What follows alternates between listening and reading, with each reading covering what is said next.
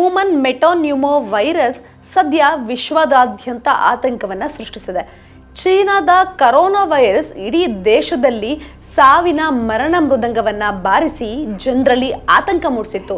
ಆರ್ಥಿಕವಾಗಿ ಸಹ ಜನರು ಸಂಕಷ್ಟಕ್ಕೆ ಸಿಲುಕುವಂತೆ ಮಾಡಿತ್ತು. ಹಾಗಾದರೆ ಹೊಸ ವೈರಸ್ ಏನು ಮಾಡುತ್ತೆ, ವಿಶ್ವದಲ್ಲಿ ಅದರಲ್ಲಿ ಯಾವ ರೀತಿಯ ಪ್ರಮಾಣದಲ್ಲಿ ಹರಡುವಂತಹ ಆತಂಕ ಇದೆ ನೋಡೋಣ. ಚಳಿಗಾಲದಲ್ಲಿ ಅತಿ ಹೆಚ್ಚು ಪ್ರಮಾಣದಲ್ಲಿ ಹರಡುವಂತಹ ಈ ವೈರಸ್ ಚೀನಾ, ಹಾಂಗ್ಕಾಂಗ್ ಹಾಗೂ ಈಗ ಜಪಾನ್ನಲ್ಲೂ ಸಹ ಹರಡಿದೆ ಅಂತ ಹೇಳಿ ವರದಿ ಆಗ್ತಾ ಇದೆ.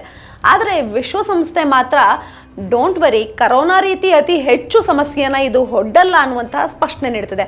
ಇನ್ನು ಆರೋಗ್ಯ ಸಂಬಂಧ ಯಾವುದೇ ಡೇಟಾವನ್ನು ಹಾಗೂ ಮುನ್ನೆಚ್ಚರಿಕಾ ಕ್ರಮಗಳನ್ನು ಸಹ ನೀಡಿಲ್ಲ. ಈ ವೈರಸ್ಸನ್ನು HMPV ಅಂತ ಹೇಳಿ ಶಾರ್ಟ್ ಫಾರ್ಮಲ್ಲೂ ಸಹ ಕರೀತಾರೆ. 94,290 ಮಂದಿಗೆ ಒಂದು ವಾರದಲ್ಲಿ ಈಗಾಗಲೇ ಈ ವೈರಸ್ ಬಂದಿದೆ.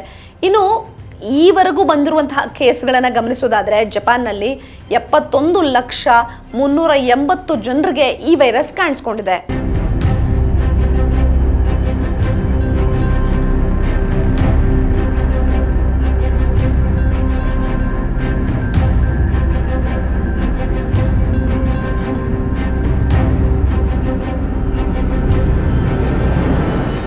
ಜಪಾನ್ ಬ್ರಾಡ್ಕಾಸ್ಟಿಂಗ್ ಕಾರ್ಪೊರೇಷನ್ನ ಪ್ರಕಾರ ಈವರೆಗೂ ಕೇವಲ ಒಂದು ವಾರದಲ್ಲಿ ಜಪಾನ್ನಲ್ಲಿ 94,290 ಮಂದಿಗೆ ಈ ವೈರಸ್ ಕಾಣಿಸ್ಕೊಂಡಿದೆ.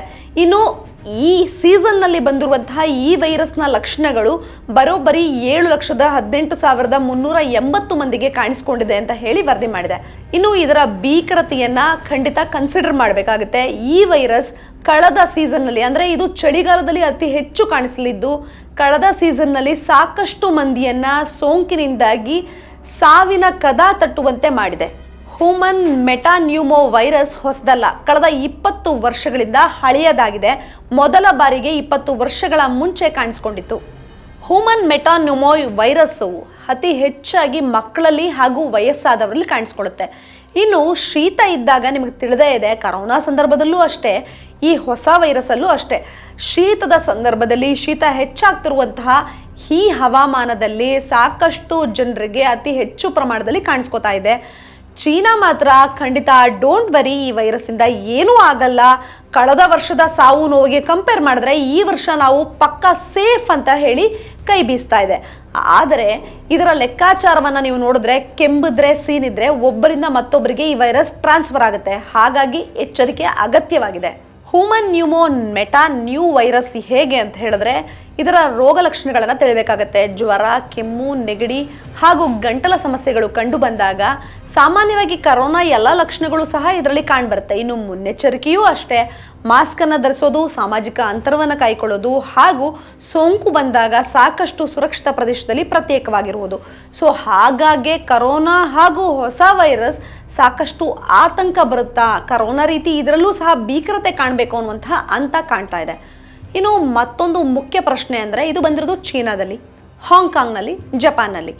ಸೊ ಆ ದೇಶದ್ದು ಇಲ್ಲಿಗೆ ಟ್ರಾನ್ಸ್ಫರ್ ಆಗುತ್ತಾ ಅಂತ ಆತಂಕ ಪಡೋದಾದರೆ, ಖಂಡಿತ ಈ ಹಿಂದಿನ ಡೇಟಾಗಳನ್ನು ಲೆಕ್ಕ ಹಾಕೋದಾದರೆ ಕರ್ನಾಟಕ, ಬೆಂಗಳೂರು ಹಾಗೂ ಭಾರತದಲ್ಲಿ ಈವರೆಗೂ ಸಹ ಈ ರೀತಿಯ ವೈರಸ್ ಯಾವುದು ಕಂಡು ಬಂದಿಲ್ಲ. ಇನ್ನು ಮುನ್ನೆಚ್ಚರಿಕಾ ಕ್ರಮವನ್ನು ತೆಗೆದುಕೊಳ್ಳಿ ಅಂತ ಹೇಳಿ ವಿಶ್ವ ಆರೋಗ್ಯ ಸಂಸ್ಥೆ ಹೇಳಿಲ್ಲ.